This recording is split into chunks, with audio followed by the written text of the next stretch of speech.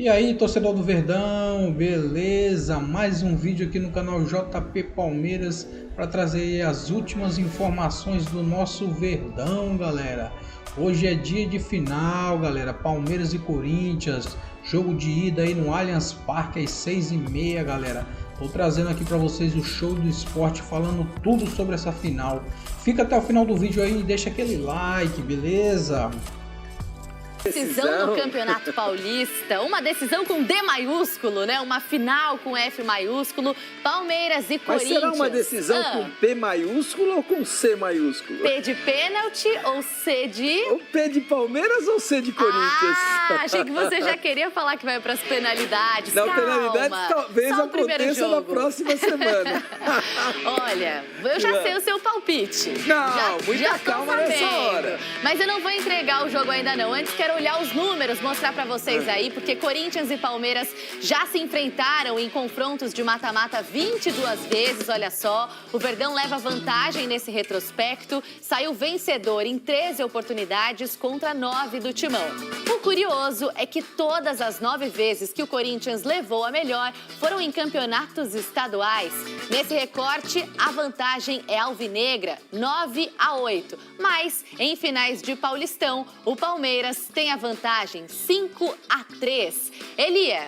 Os números estão um pouco misturados. Misturados. Equilibrados. Tá embolado. Assim como esse jogo. Embola um pouco no que diz respeito a mata-mata, embola um pouco no que diz respeito a confronto, embola ainda mais quando o confronto é de campeonato regional. A única coisa que não vai embolar é, depois de 180 minutos, você entender qual vai ser o campeão paulista. E é muito interessante, porque o Palmeiras vai conviver com uma realidade que ele não está habituado, que é jogar a segunda partida nesta fase, neste ciclo Abel Ferreira de ser, jogar a segunda partida da decisão fora do Allianz Parque. A segunda partida da decisão vai ser na Neoquímica Arena. E este é o grande trunfo do time do Corinthians. E mais importante, lembra do que aconteceu, e a gente falou isso muito aqui no programa, quando o Corinthians perde por 3-0 para o Barcelona de Guayaquil, você me perguntou, reverte? Eu falei, não, 0 de chance.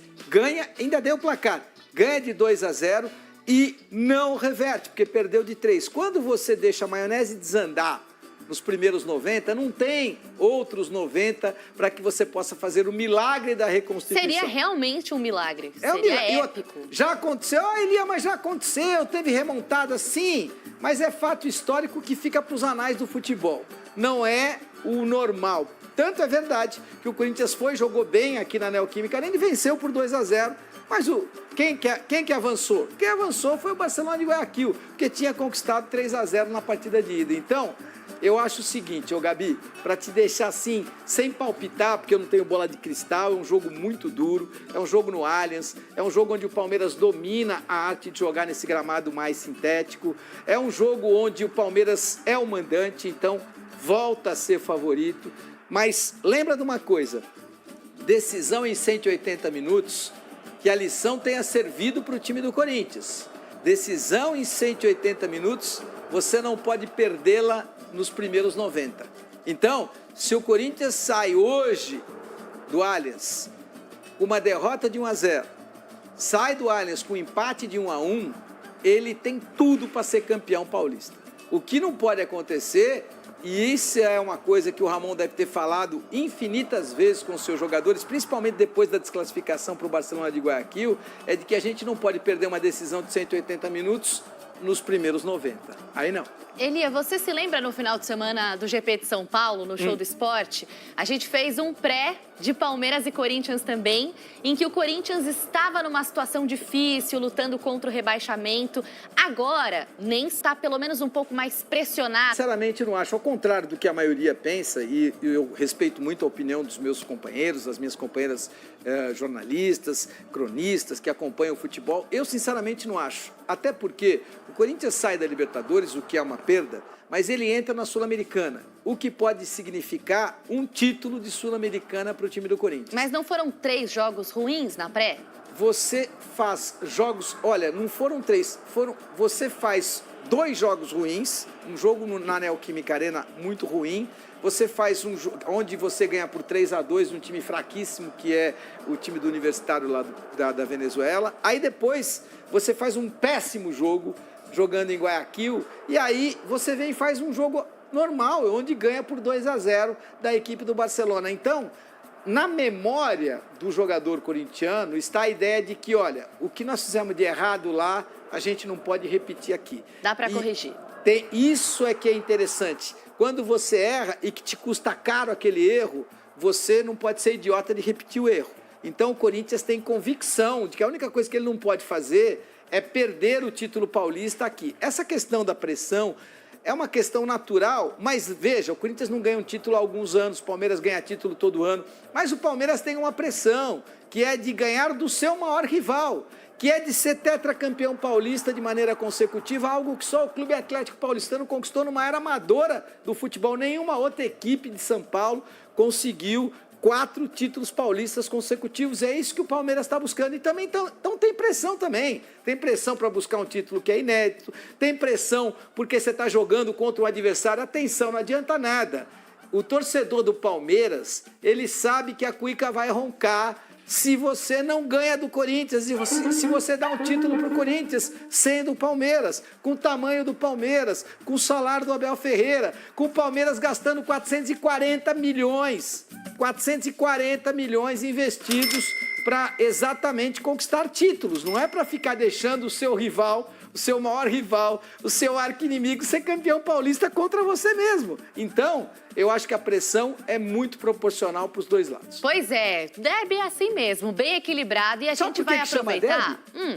Diga. Derby é interessante, até estava me lembrando lá no passado, Geomir Betting que me contou essa história, saudoso Geomir. Hoje estamos aí reverenciando a passagem do grande Salomão, e lá atrás perdemos também Geomir Betting, 2 grandes jornalistas. E derby por quê? Porque na Inglaterra você tem uma corrida de cavalos que é histórica, muito importante, que era um derby. É um derby com os mais importantes cavalos europeus e tal.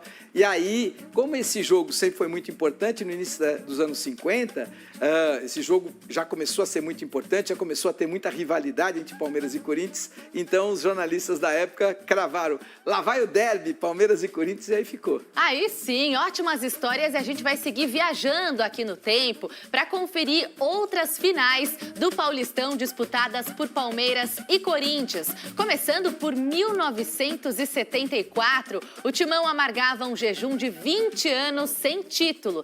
Depois de um empate em 1-1 no jogo de ida, o Morumbi lotou com esmagadora maioria de torcedores corintianos. Mas quem levou a melhor foi o Palmeiras. Aos 20 minutos do segundo tempo, Ronaldo marcou o gol que garantiu o título alviverde e deixou a Fiel desolada. Foi o último jogo de Rivelino com a camisa do Corinthians. Muito criticado após a derrota, o craque foi vendido ao Fluminense no ano seguinte. Realmente foi o fim de uma era, né, Elia? Foi o fim de uma era. Talvez o canhota, o Roberto Rivelino, tenha sido seguramente um dos 5 maiores jogadores da história do Corinthians. E é interessante porque esse é um jogo histórico e é por incrível que pareça. Todo mundo sabe que eu nasci lá no Belenzinho, família, meu avô italiano, minha avó italiana, então família de italianos, todos torcedores do Palmeiras. Meu pai, um palmeirense de 4 costados, a exemplo do que era o Geomir Betting, minha família toda de palmeirenses. E aí a gente ia muito aos jogos. Meu pai era palmeirense doente e a gente ia a todos os jogos e tal. E era interessante porque um jogo que eu me lembro que mais me marcou na minha infância, uma infância de muitos jogos, foi uma derrota do Palmeiras. E aí que eu acho interessante e porque eu acho legal essa ideia de você ter confrontos e não guerras. E que as disputas fiquem restritas às 4 linhas. A gente estava num jogo onde o mandante era o Corinthians, com torcida tanto do Palmeiras quanto do Corinthians. Estádio do Morumbi, 1971, ia fazer 10 anos, era um menininho, um frio danado no Morumbi, naquele jogo histórico em que o Corinthians acabou vencendo por 4-3, o Corinthians sai perdendo por 2-0, e o Palmeiras era o Palmeiras da academia, esse Palmeiras que você está vendo aí com o Leivinha. Agora você tem um Palmeiras um pouco mais moderno, né? Tinha ali o Jorge Mendonça, o Ronaldo, mas o Palmeiras da grande academia era do Leão, Eurico, Luiz Pereira, Alfredo e Zeca, Dudu, Ademir da Guia, Edu, Leivinha, César Inei, que era o Palmeiras de 1971. E aí, Campeonato Paulista, Palmeiras faz 2-0, vai pro intervalo com 2-0, um monte de corintianos indo embora, um frio danado naquele Morumbi, os caras indo embora, e aí, no segundo tempo, o Corinthians coloca o Adãozinho e o Adãozinho vira o jogo. E é interessante porque o Rivelino foi expulso naquela partida de 71, então... O meu jogo mais importante, histórico da minha vida foi uma derrota do Palmeiras. Então eu acho interessante, porque ficou marcada na minha vida aquela trajetória, ficou marcado na minha vida aquele jogo e não foi com uma vitória. Então, às vezes, as coisas mais importantes da sua vida, elas não vêm com vitória. Eu acho importante a gente parar para pensar um pouco nisso. E era um time do Corinthians doado, era um time do Corinthians do Zé Maria, time do Rivelino, time do Adãozinho. Então, é muito interessante que você tenha jogadores que ainda estão por aí, graças a Deus, mostrando a história do futebol brasileiro e mundial, mas que, naquele momento, eles foram fundamentais para que você sai perdendo por 2-0 e consegue virar para 4-3. Olha, precisamos estudar a memória de Elia Júnior. Que acervo nesse cérebro aí. A gente vai continuar por aqui, viajando no tempo, porque os dois rivais só voltaram a se enfrentar numa final de estadual quase 20 anos depois, em 1993. Curiosamente, quem amargava um longo jejum naquele ano era o Palmeiras, 17 anos sem título. De novo, o palco foi o Morumbi e de novo deu Verdão. No tempo normal, vitória arrasadora de 3-2, gols de Zinho, aliás, 3-0, gols de Zinho, Evair e Edilson. Como o Corinthians tinha vencido o jogo de ida, foi necessária a disputa de uma prorrogação. O Palmeiras jogava por um empate no tempo extra, mas fez mais um gol com Evair em cobrança de pênalti. 4-0 placar final e fim de uma longa espera, Elia. Fim de uma longa espera. Ô Regi, solta um pouquinho o som aí dessa narração brilhante do Silvio Luiz. Foi ele! Evair, o matador! O craque da camisa número 9. Olha, olho no lance, é minha, Nossa Senhora! É do Palmeiras! E foi ele! Edilson Capetinha, narração brilhante para variar, desse profissional histórico que a gente também teve a oportunidade de trabalhar. A vida me deu a possibilidade de trabalhar com grandes profissionais, de aprender muito com grandes profissionais, e o Silvio foi um deles, o Salomão que nos deixou hoje foi outro, e aí a gente vai tendo, assim, na memória, coisas importantes como estas deixadas por essa partida. O Evair talvez tenha sido, muita gente, meu pai, por exemplo, falava, o maior centroavante do Palmeiras, disparado era o Leivinha, porque ele viveu toda aquela história do Leivinha e tal, e para mim, o grande centroavante, não que o Leivinha tenha sido ruim, o Leivinha foi fantástico e foi na primeira academia, mas eu sempre fui um encantado com o futebol do Evair. O Evair jogava muita bola, era um cara extremamente competente e olha, era moderno. O Gabi, é bem interessante esse tipo de colocação, porque a gente fica com a ideia de que o futebol antigo era um futebol de muito espaço, era um futebol onde de menos o físico não prevalecia, então você tinha menos intensidade, e que é verdade.